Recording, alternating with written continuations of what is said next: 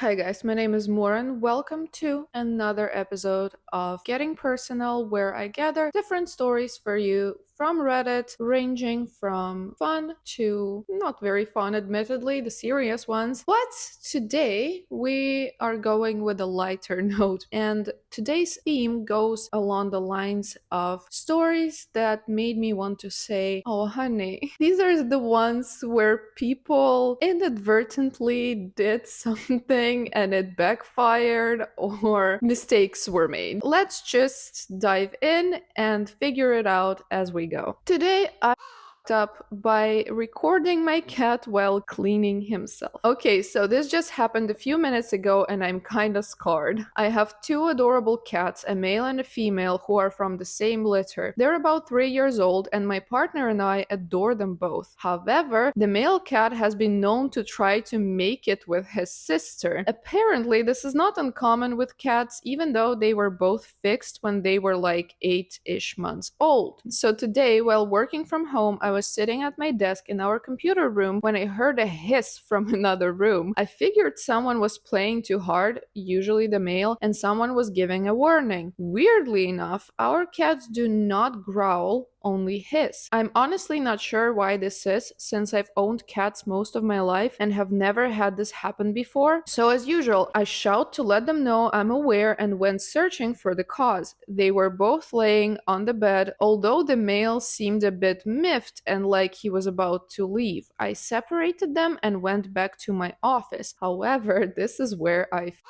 up. Anyone who owns a pet or has ever scrolled the massive oceans of content offered by the internet knows that taking videos and pictures of pets is extremely common. I see my cats doing something cute or quirky, I have to pull out my phone and record it. Very true. Happens to me like 7 times a day. I don't know why I need that many pictures of my cat, but I kinda do. So, as I was walking back, I saw him sitting back on his butt like a human with his little legs sticking straight out, toes spread wide, while he appeared to be grooming himself. He tends to put himself in comical positions when he's cleaning himself due to a slightly chubby tummy and a ton of fur. So this just seemed like another one of those moments. The position looked really funny, so I started recording. He, in fact, was not grooming himself. I'm not going into any further detail because I'm pretty sure you all get the gist. So now I'm laying on my bed regretting my life decisions and laughing my ass off because I have no idea how common sense just evaporated from my brain for those 30 seconds. I now have a video of my cat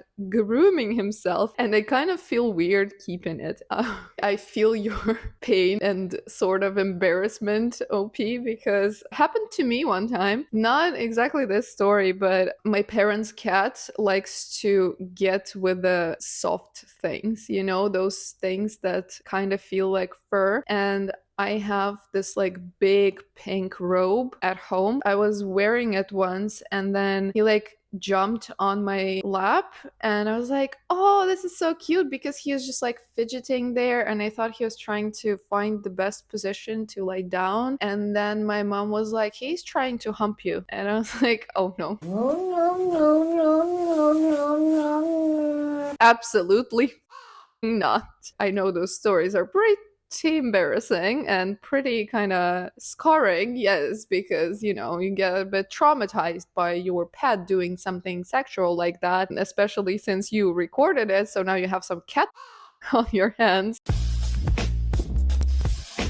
Yeah, let's move on. Today I by trying to impress a girl with my amazing cooking skills. So this happened last night and I'm still cringing at the thought of it. There is this girl I've been crushing on for a while now and I finally managed to grow a pair and ask her out. She said yes and I decided to invite her over to my place for dinner. I thought, hey, I can cook a decent meal and chicks dig guys who can cook, right? Oh boy, how wrong I was. Well, I mean, depends on what you think you were wrong about, because girls do dig guys who can cook. That's probably like 20% of the reason why I married my husband. Okay, I decided to make some fancy ass pasta dish I saw on one of those cooking shows. You know, the kind where they use words like al dente and reduction to make it sound like they're doing some next level shit. I went all out, bought the ingredients, and even got a bottle of wine to set the mood. Ooh, nice. Fast forward to the evening, she arrives and I'm already sweating bullets. I start cooking, trying to play it cool like I'm some sort of culinary genius. She's sitting at the counter watching me and I can feel the pressure mounting. I'm chopping onions like a madman trying to impress her with my knife skills when I accidentally slice my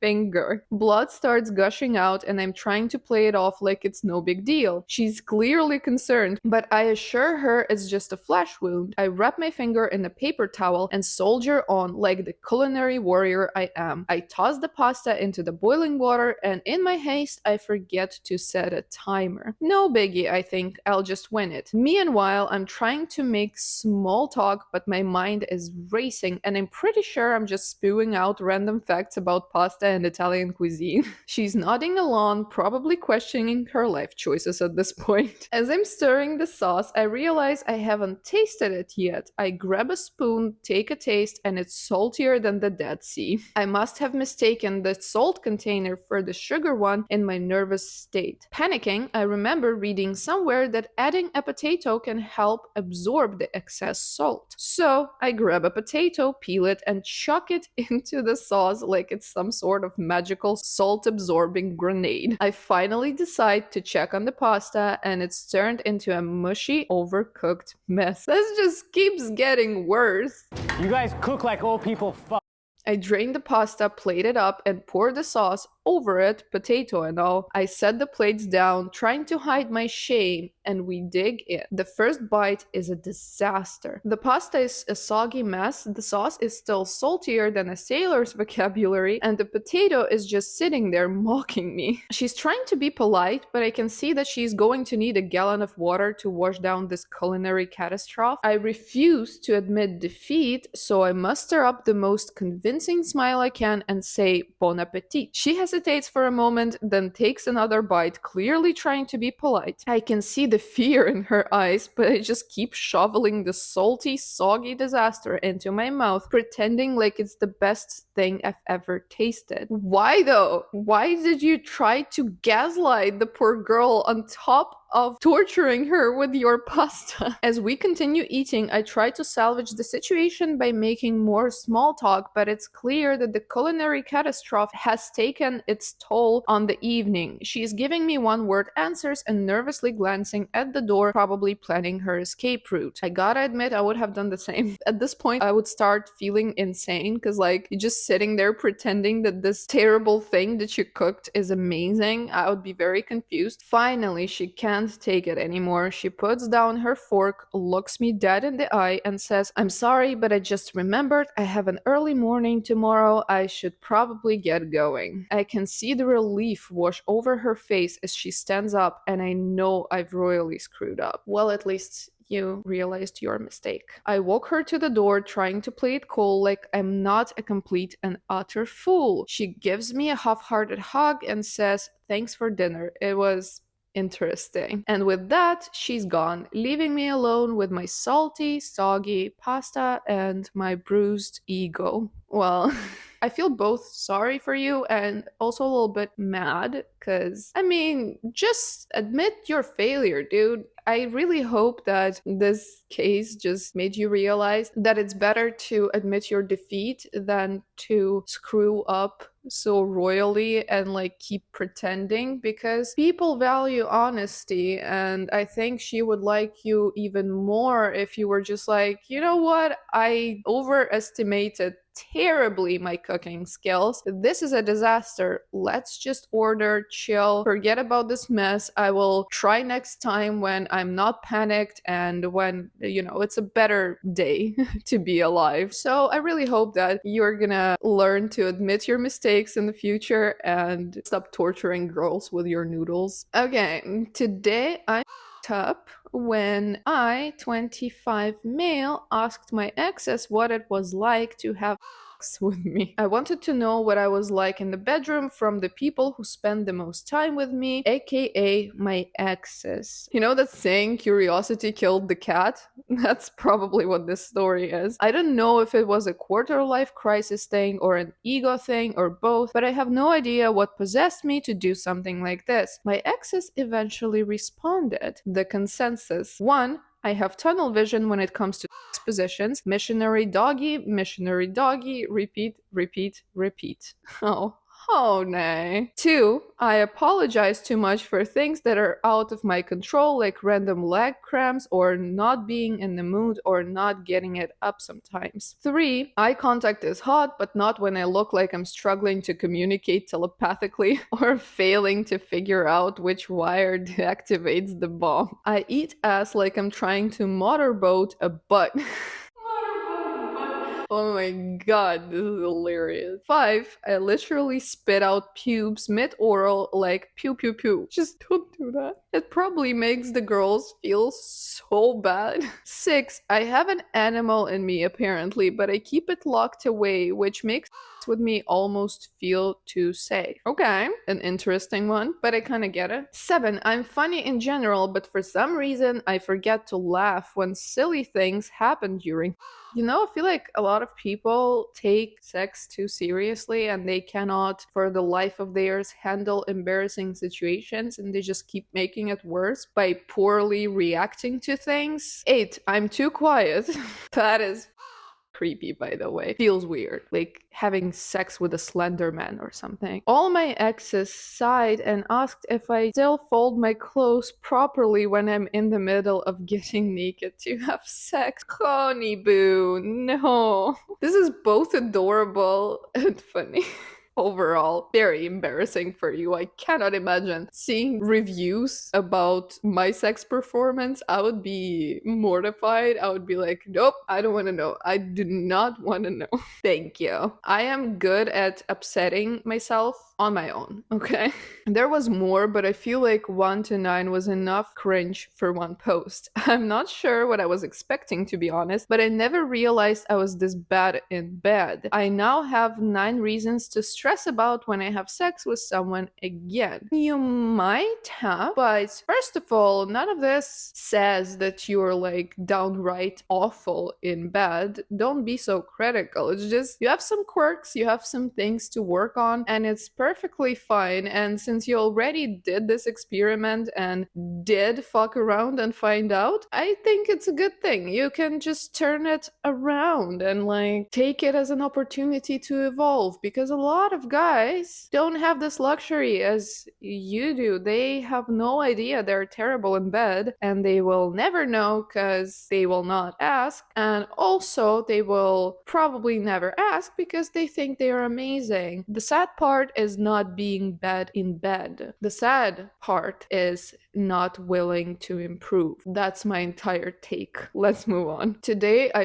up by quoting sex talk from a Reddit thread during sex. Obligatory, this happened last night. I'm male, my friend with benefits is female. We met up at a hotel, she'd brought food, restaurant was closed, and we ate and chatted and then got down to it. Was having a great time, we were about an hour into it and she was on top and going for it, and I was trying to spice it up with encouraging sex talk. Yes baby, keep going, you feel so good, etc. For some reason, I realized I was starting to repeat myself and panicked. Oh, this is not good. I suddenly remembered a Reddit post I'd seen on r/sex where someone asked what they could use for dirty talk and got some good, bad, and humorous responses. One stuck in my mind, and suddenly I blurted out, I bet you do your own taxes. She stopped writing. There was about 2 seconds, felt like a lot longer, of horrified silence, and then she just burst out in hysterical laughter and got off me. Now you see, these people can laugh about it. Unfortunately, the laughter didn't stop for a long time. The sex stopped, and then we had one of those periods where no matter what we did, one of us would just burst out laughing. Regardless, we eventually finished the sex. Congrats in the situation like that, but I won't be using that for dirty talk anytime soon. probably a good idea. I myself am no stranger to brain farts, not in bed, but in life in general. I tend to say the stupidest on the planet when I'm panicking and when I'm stressed, but this is legit hilarious. Thank you for this story. Let's move on to the last one. It was posted just yesterday and it was Father's Day, so it was a very relevant story to the celebration. Today, up by buying my boyfriend a Star Wars helmet. For context, my boyfriend didn't grow up with his bio dad. He saw a video of his bio dad with his new kids and it was really triggering for him. That was last night. Today, I was on a mission to buy him some gifts that I knew he loved growing up. Plus, he is a sucker for gifts due to childhood trauma. You're a nice girlfriend. I like you. Star Wars was one of them. Once I saw this awesome Star Wars Darth Vader helmet, I immediately bought it. I showed my friends the helmet, they know his background, we're all close, and they brought it to my attention that Darth Vader actually left his son. So my boyfriend is coming home in 2 minutes and will see the gift, and it's Father's Day, and I just found out that Darth Vader left his son. I feel so awful. I feel like it's a very minor up because even as a Star Wars fan, I kind of didn't make that connection straight away. I was just like reading this and I was like, so why? What? I mean, this is a hilarious coincidence, but generally, I don't think that for most people you would go that way. Thankfully, there is an update where the OP writes, my boyfriend loved it and he was super appreciative of the gift. So he also didn't think anything about it. And I am very happy that this ended the way it did. I am very happy that you decided to cheer him up in this way. It is very sweet. Keep up the good work of giving each other gifts and doing small, nice things for each other because that's sort of the way to prolong the relationship. And this was the last story for today. I hope you were slightly or maybe a lot entertained. If you were, drop a like. Thank you so much for watching, and I will see you with another one soon. Bye.